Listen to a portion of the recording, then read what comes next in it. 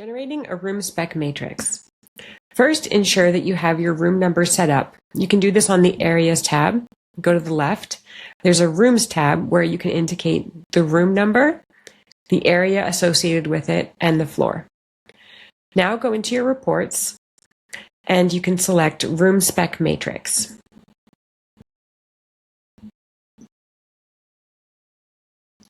On the right, you'll see some settings and filters. Let's choose today to filter by area. So you can highlight all the areas you'd like to make a report for. In this case, we'll do the guest rooms. Feel free to save this as a preset and you can label it Guest Room Spec Matrix. You can also change the page orientation if you'd prefer landscape. Once the report is generated, you can export this as a PDF or an Excel spreadsheet.